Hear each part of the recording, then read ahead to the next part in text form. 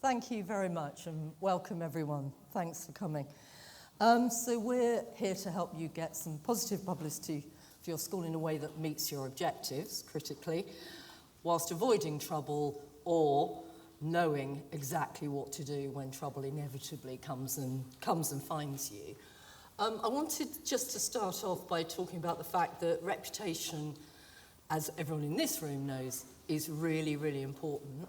And to put some numbers on that, if ever you need to talk to your bursars or heads about getting budget or something, reputation has been proven to be worth 20 to 35% at least of total company value across the board for all kinds of different companies. Those figures come from Deloitte and Weber Shandwick, and an organisation called Reputation Dividend that's got some interesting data on their website. That raises to much higher than that in not-for-profits as well. And damage to reputation when those organisations talk to leaders is seen as the highest corporate vulnerability. But also interesting, they found a disparity between feeling ready and actually being ready. So in the context of that, I'm going to just run through the agenda and then I will start off with current risks. I'm going to whiz through those slides just because they're contextual, but they'll serve to remind us all of the risks that are affecting all independent schools, and that should help. I'm sure you'll be aware of some of them, but that will affect the way your pitches go down with journalists, because they'll be thinking about all these things, stop you being surprised. If journalists ring up and say, I want to talk to you about your lovely exam results, but actually it's not that, or falling into other traps. And also we know that your parents and prospective parents are high consumers of media. Rob will talk about... over there, we'll talk about building a positive profile. I'll have a quick word about dealing with journos and the do's and don'ts of crisis communications. So that's the sort of nitty-gritty section. And we'll do a few conclusions and we'll be really interested to hear from you. So a quick rattle through before Rob sort of cheers us all up with the positive stuff. Okay, so... most of these stories you'll see are current, and if they're not current, I've put them in for a reason. So what's interesting about this on, fewer Oxbridge places for independent schools actually is the fact that it's an old story because Cambridge issued their objectives and their targets on this a couple of years ago when I was at HMC, but it went on the front of the paper on Saturday. Couple of reasons for that. One is because Nicola Walcott says on many occasions that they just get very good click-throughs on these sort of stories, but also because the Times has got this education commission that it wants to publicise. The messaging on this is basically, in order not to discriminate against any group, then these universities need to up their numbers. They need to up their intake because that's fair to everybody. It's fair to the students who are getting the best results, and it's fair to the students who aren't coming through in the numbers that everyone would like to see. And also, this state-independent divide is not a useful tool because, of course, there's lots of rich parents in the state sector, and there are lots of bursary students and so on in the independent sector. So, if ever you get asked about that, that's something to say. So. Fees, we all know about fees, and really the point about this is that, this is one chap of many from, the Financial Times who's saying all our 5 children went, but, the next generation aren't going at all, and linking it to the university places. And I think we will all have to work harder to show our value to parents. I mean, they're happy with the pandemic provision, but we do need to work hard. Especially with fees going up and places arguably going down. Pensions. Some of you may have been through the mill with this already. I think about 300 schools have left and more to come. I think the things to say about that is that, that's now resolved. but it's likely to be an area where you might want to consider getting some really good external advice, because there's a lot of learning across the sector now about how to manage not only the negotiations but the communications around, so not to get to strikes in the first place, but if you do, how to manage them. Russia, 2,300 Russian pupils in independent schools. It's not going to affect everybody, but I think the advice from HMC, I know, and also from ISC and Alder to its clients has been, it's an area where it's a good idea to link with your association. This is a sector-wide issue, and this is one where the associations have been talking on behalf of schools. Now, you may have good reason to want to talk externally about your position, especially if you've taken in Ukrainian pupils or something of that nature. But generally speaking, what's been happening is that schools don't want to be the one in the spotlight necessarily over this, because it's such a complex area. It's one of those situations where, as I'll be saying a couple of times, the communications, PR, marketing people need to be at the table making some of these decisions, because, as Isba's been saying, it's not just about the legal advice and the financial advice. It's about it's about the optics. You want to be seen to be obeying the spirit of the sanctions as well as the letter of it, and that goes for other things like furlough and all kinds of issues.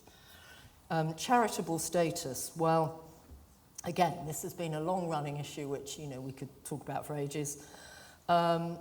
We know the Scottish Government has already withdrawn business rates relief, and taxation may well come, which will put fees up.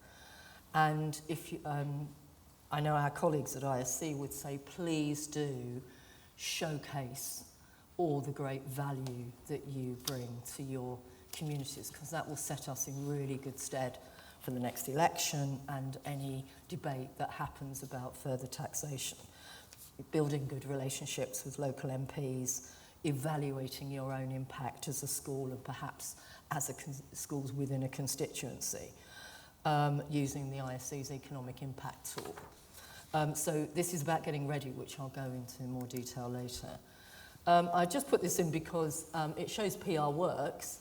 Nadeem Sahawi here is actually quoting back at Labour some of the analysis that was done by the sector, and the learning there is actually, we PR'd the life out of this at the last election, and obviously it worked. And the point here is data, and if you can get an independent person to say things on your behalf. ICSA and child sexual abuse. You can see this is a picture building up here. I don't want to depress you because there are ways around all this. This is obviously very serious for a couple of reasons. One, because it's a serious issue, both peer-on-peer abuse, so everyone's invited, and through ICSA. But it also, headlines like this drive to the heart of what destroys reputations. And that's not getting into trouble, that's not dealing with trouble properly, or being perceived not to deal with trouble properly, cover up. And we all get accused of cover up even when we're not, but there are steps that we can all take. And this is another one where specialist advice is a very good idea. And lastly, last couple, I put this in because I thought this is an old one, well, relatively, it's only last year, but I put it in because if you Google private school scandal, this is still the #1 story that comes up. What's really interesting about this, I think, is that it was the editor of the Good Schools Guide, you may remember it, who basically said, hold on a minute, you can't say that you're not responsible for what your pupils do outside school, which is a perfectly reasonable thing to say. They're young people and they're outside school and we do our best within school. Because her point was that if your marketing is based around we create these rounded individuals and they're respectful and they're this and they're that, you can't have it both ways. So I think the marketing and PR needs to work together. Yeah, transgender. Schools, I think, are dealing with this internally really, really well. But I think I reminded ourselves about this because, apart from anything else, it shows that internal comms are external comms, especially in a school like St Paul's that has quite a lot of journalists and editors and people and heaven knows who as parents. So it's particularly in a difficult place with this. For something which was actually arguably a perfectly reasonable thing to do, but it's a learning for us. Gaming the system over A levels, so the results season will be on us soon. It's a different landscape now, but if journalists are ringing up wanting to know about your marvellous results, they may well be wanting to know about your marvellous results, or they may not. And it's just worth having that ear on the news. And lastly, images. So I don't know about you, but I've been asked lots of times, oh, Sue, can't you stop them, using all these wretched images? Actually, the answer is not really, because I did have a bit of success in ringing a couple of journalists and offering to, do photo shoots somewhere. But the reality is that journalists will always use the image that's on file and the one that will get the most clicks, and that's the one that's most extreme. And also repetition, of course, helps on Google search. So I'm not saying anything really helpful about that. So if you have something helpful, please tell me. And then nil desperandum, though. The schools are really resilient. There is a lot of approval, as we know, of what happened in lockdown. The news agenda is so packed at the moment that, well, we've seen that they can find space, but they don't. And, if something happens, it's not the absolute end of the world, because these stories come and go, and newspaper readership, and it is often newspapers that are the problem, it is really declining.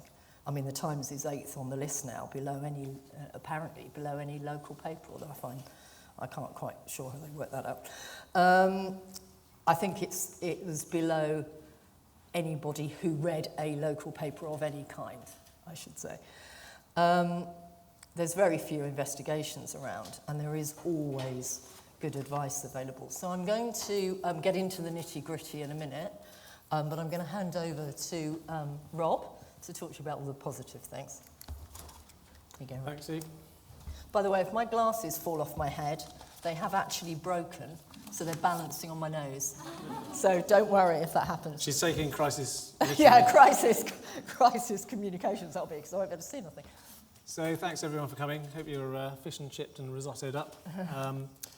It's a really interesting sort of landscape which Sue has outlined there, and it's I always see PR, just to remind everyone here, this is about the non-paid publicity that we're talking about, not really marketing, although the two are very closely linked.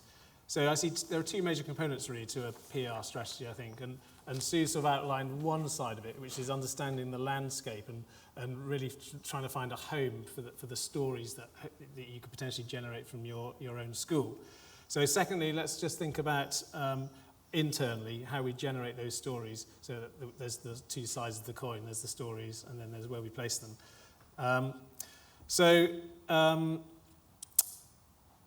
The key messages, what are the key messages that the school wants to communicate about? That's important to consider, and what the attitude of your head and your governors is to PR. It's really important to align strategy and your actions, so there's the two are connected. So for example, do you have a wide area for recruitment, or do you have ambitious plans for growth?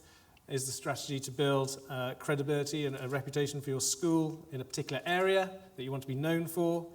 What's your niche? So for example, it could be curriculum reform, mental health, or is your school happy just to focus on sort of the local area, local admissions and communications to its existing community? They're all sort of valid aims and objectives, but I think it's good to be clear about what you're trying to do. So for example, with my school, Bedales was founded in 1893 to be sort of different from the more austere schools at the time. And we're keen to be known for academic innovation. That would be one key area that we want to be known for. So there's an example where Will, our head, was blogging about education reform, and in terms of trying to find a home for it, HMC kindly published it as one of their blogs. Most of you will be aware that that's quite a good outlet for material, which journalists read and potentially pick up things on. Knowing your audience is important. There are so many channels, the broadsheets, the education specialist press, local media, radio, TV, conferences, plus there's all those within your own control, the website, newsletters, social media, which we heard so much about this morning from Charlotte. Really good insights there. And I always like to think of news and stories being almost in a basket of news, and then you repackage them for each of the various different channels and outlets, so you can have the same story being used in different ways on different channels, and be aware of sort of who you're targeting. Keeping informed is really important. I use the daily Independent Schools Council bulletin, news bulletin, which is a really good way to understand the landscape and be abreast of what people are talking about in educational circles. But also think about the hot topics in your own school. Have your ear to the ground in terms of what's important for pupils, the parents and the staff. And the best way to do that, I suppose, is by talking to people and monitoring and feedback. Communications is like a two-way thing. Think hard about your capacity, your communications capacity in the school. Some schools, like mine, have a Director of External Relations, which is my post, and I have responsibility for sort of national PR and advising the head and other senior colleagues on that. So just think about what's your responsibility. Do you have capacity to do these sorts of things? Some schools might bring in external agencies, freelancers, all sorts of things to work on it.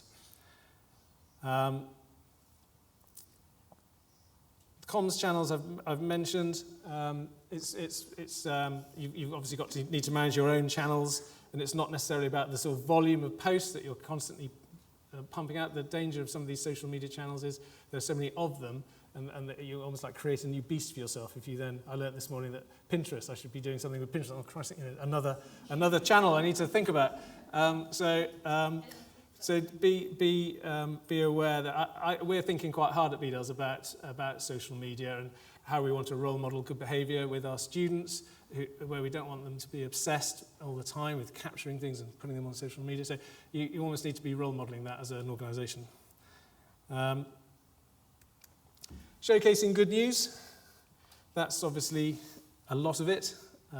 Be aware of the sort of context that you're operating in. There may be an election on, and there may be pressure on independent schools to be taking a certain position, and so you need to be aware of what you're pushing out, even locally. Could be misinterpreted. Sue always talks, I've heard Sue in a previous presentation talk about a school using a very sort of grand image of itself at a time when there are loads of discussions about schools being the favoritism and the elitism and all the rest of it, and just think about how that works. So there was another example of a school during lockdown having images of the rowers out on the river rowing and stuff. So just think about sort of how things fit. Look for speaking opportunities. It's another good way to get your message out in conferences.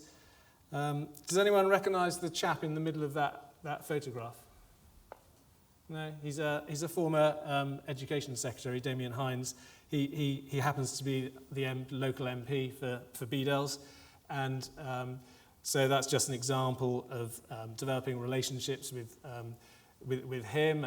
He's still our MP, and we've done some work with him. And one of our partner schools, the woman on the left, is my counterpart at the local Academy Trust, and we were invited to the House of Commons to talk about partnerships and stuff in a I think it was an ISC launch of one of their partnership publications, and we just took the opportunity to sort of hook up with the MP, get a photo op, all that sort of stuff, and then a good opportunity to talk about our partnership work.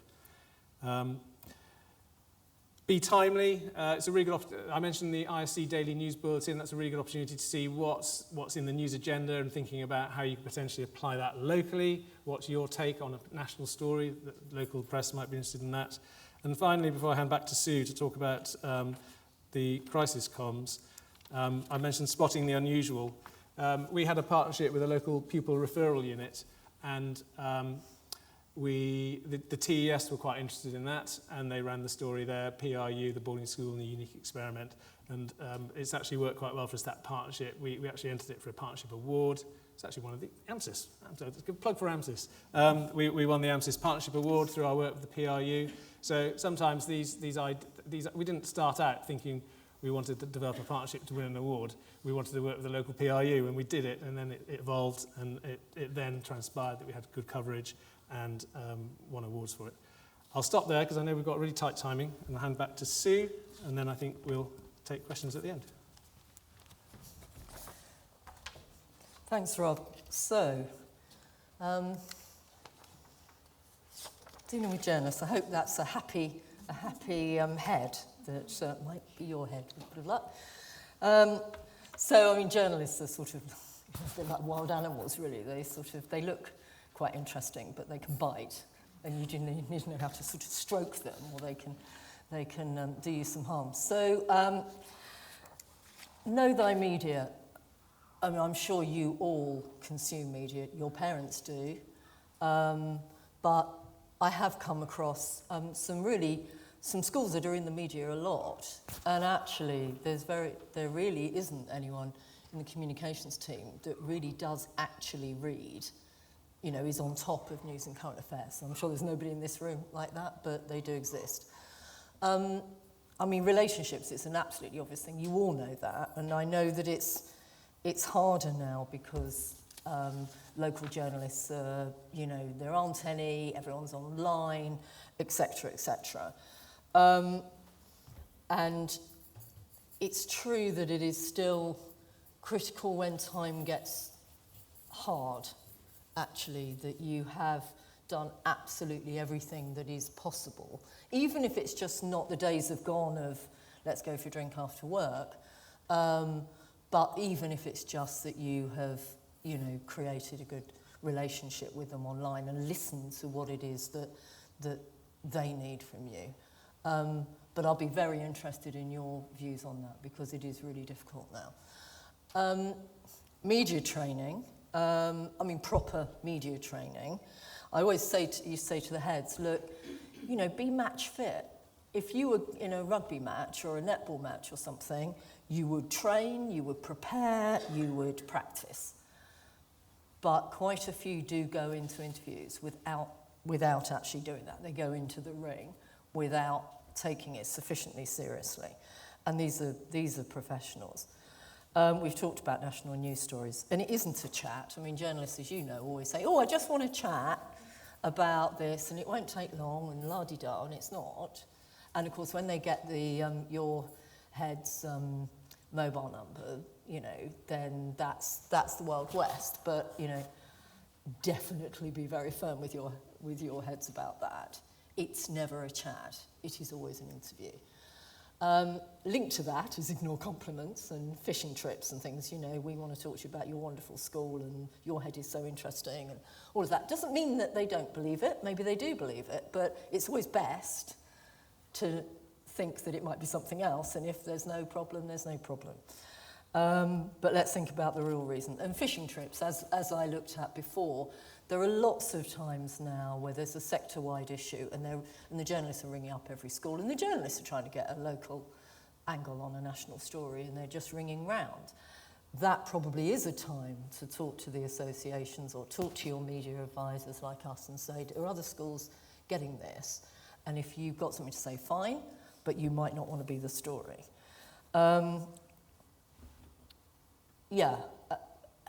People who are being interviewed often do think that they've got to fill the silence.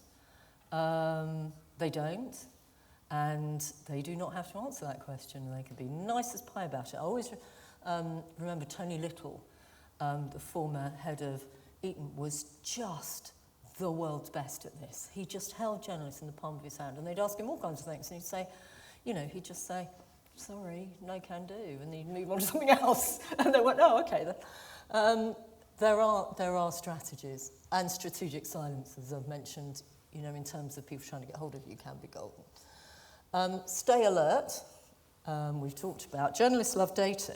Have you hold your schools and your own pupils and your local state school pupils, so it's not just an independent school thing, about something like the issue they'd most like to see happen, the action they'd most like to happen locally to help the environment. You've then got a story there which gives you a platform to talk about your own initiative. You sort of have to think about it the other way around. Just a couple of words about off the record before I go into do's and don'ts on crisis. Off the record only exists, and I'm sure, I'm teaching my grandmother to suck eggs on some of this, so forgive me, but off the record only exists if both sides have agreed. So just because you've said this is off the record doesn't mean it is. They have to actively agree for that to be a thing. There's different types of off the record as well. So there's, so if a journalist is saying to you, oh, don't worry, it will be off the record, you need to think quite hard about that, because it can mean information can't be used at all, but it's just things to be aware of in the background. So if you had a really good relationship with a journalist, you might say, there's a court case coming up, lots is going to come out in that court case that I can't talk about yet, but just watch your step on this one because things aren't what they seem, or something. Something that, you wouldn't tell them what it is, but you would say that, it can be, the information can be used but just as background in the story, or it can be information that can be used but not from a named source. So there's lots to talk about if a journalist is saying it's off the record. What do they actually mean? Okay, so crisis communications. There's a few things in here to avoid, my favourite cartoon. So these are just ways, perhaps, I'll come on to risk registers in a minute, but if you're trying to get your school to think about risk, or think about communications and your role within risk, and maybe you want resource, maybe you want to be in SLT and at the decision-making table, maybe you just want them to do a better job on it. There are 4 types of issues, really. There's financial, like the sort of fees and coming out of TPS and so on. There's political, which overlaps with that a lot, like charitable status and taxation. Behavioural, so a teacher gets arrested or something, or a sudden onset, like an accident. But it can help to just think about, oh, right, this is happening, and actually these things do have a pattern to them. And that's obviously just one of those high impact, high likelihood ways of actually thinking about it. So, schools succeed when they take a project management approach. So what do I mean by that? I mean, really seriously, who is in charge, who does what, decision making, sign off, crisis management plan that really has communications in it. Ensure whoever's managing communications is at that decision making table, whether it's in a working group or whatever capacity, because it's not all about the legals. It is about the legals, obviously, and no school is not going to take notice of that. But as I'm going to say later, PR and media legals need to work together because they're both professions, and we need to think about both together. Planning before, during, and after. So that's what you do in any project management process. So before, you can do a lot before. The written and agreed, the toolkit. So it's not a policy, it's a toolkit that you can have, and people like Alder do it, others will come in and help you do that and be prepared. So that's got everything from who does what, emergency emails or WhatsApp group, initial actions, communications with key audiences. You can map that out. You can't map it out in detail, but you can map out what you need to do. Protocols for dealing with the media and social media, where you're going to get your advice from, what secondary actions you might want to take with the Charity Commission or DBS or whatever. Statements, initial statements, holding statements. Many of these could actually be, when I say written in advance, I really mean structured in advance. So I'll come into cliches and things to avoid in a minute, but this is a terrible accident and we're supporting the families in these ways. So acknowledge, refer to victims. Regret and apology if that's appropriate. Safety, is the first thing we think about every day we come into school. We are doing X and Y, and we're finding out Z, and don't forget to thank people who need thanking, because often that gets forgotten about, especially if it's emergency services or something. That might all need to go out the window, but it is a safety blanket, believe me, when people have it.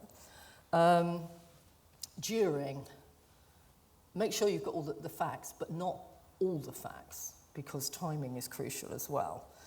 I will unpack that a bit. Core messaging. Time goes fast, so just be as quick as possible with any appropriate statements to set the tone, because we all know what happens when there's silence. Other people, you have to balance this, but other people will fill your silence. The parents on social media or something will fill it all up for you.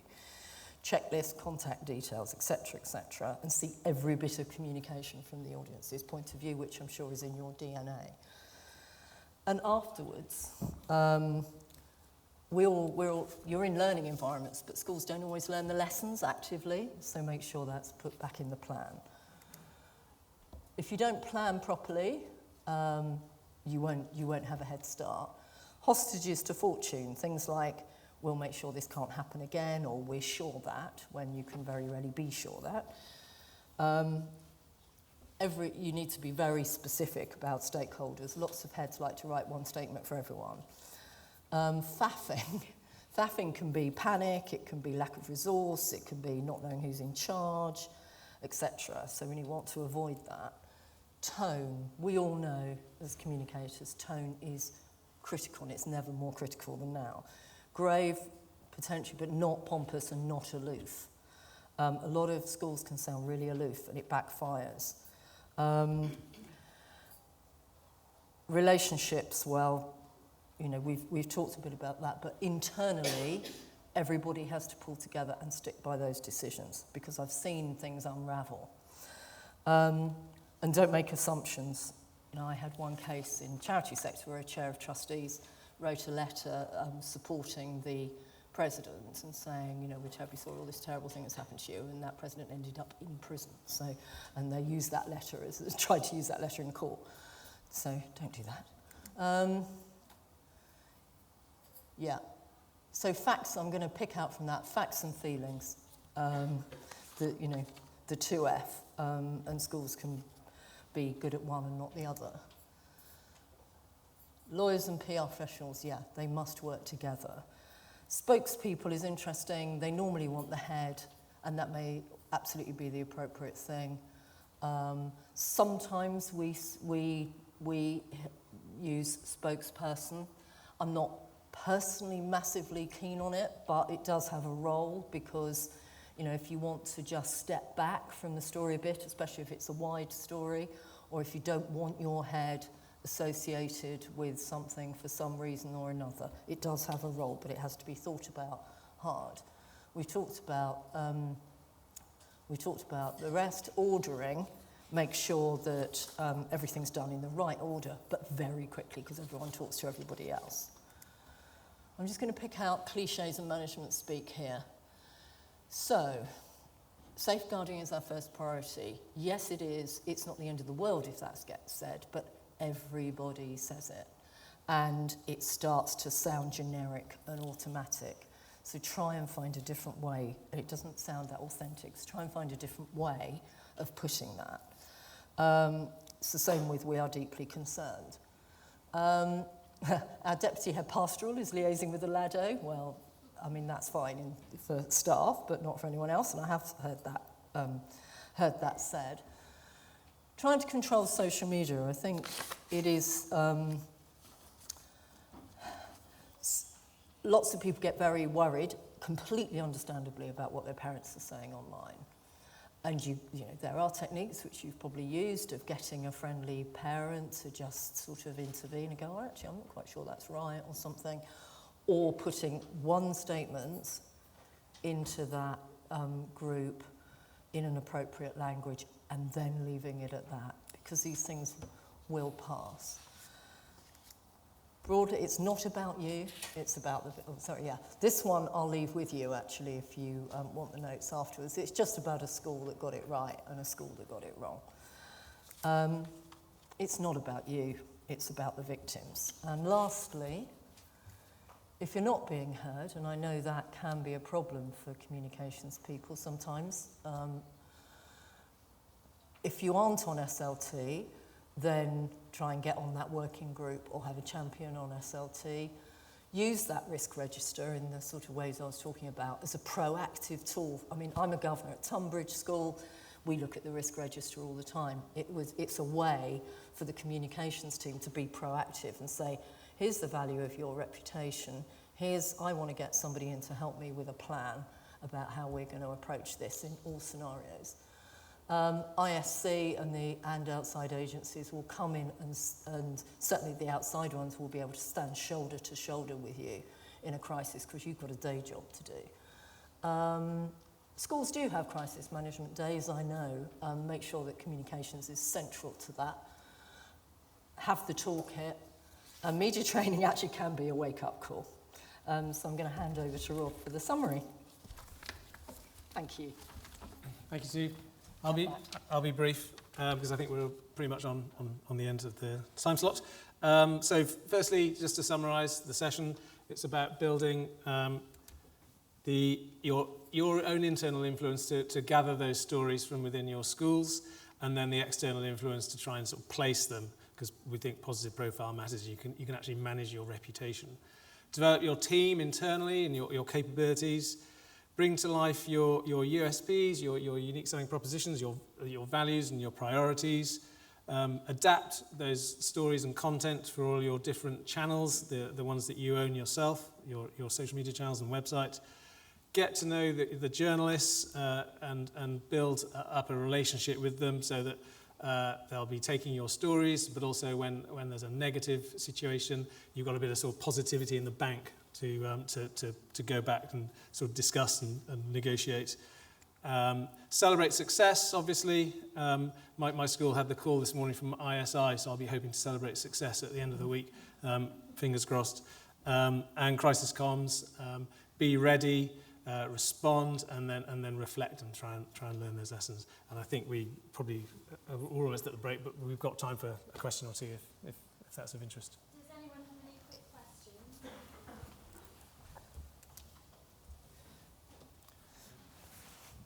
Yeah.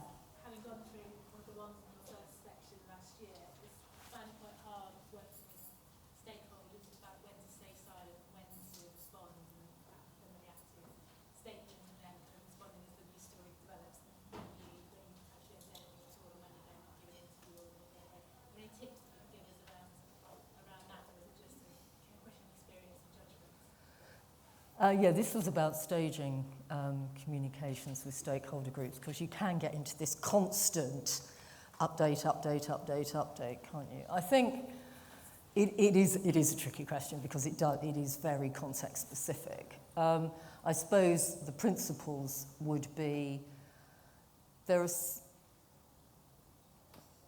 always update when there is actually some useful piece of information to give. It doesn't have to be, mind-blowing, but it does show that you are listening to their needs. So if they want to hear from you, I would generally err on the side of response, actually, because this is all about their needs, really. Now, obviously, things can... so I'm talking more now about staff and parents and your sort of school communities. When it comes to the media, it's a different story. I think media-wise, I would be much more likely to step back. So, for example, I had a debate, I remember, with a head recently because something had gone out in the media about his school that wasn't quite right. So the question is, do you respond or not? We decided he should respond because he had a really good story to tell, and not only was it sort of an ability to correct what was happening, but it was a launch pad for him to say some things he wanted to say anyway. But there was no doubt that did create a story that might not have been there in the first place. So I think it's about how you think about the issue. Is it worth it to you? Because you can't have it all. they will repeat the allegation, but this is your chance, and don't forget everything exists on Google forever. And his going out and saying what was really the case and saying what the school was doing will overall set them in good stead, I think.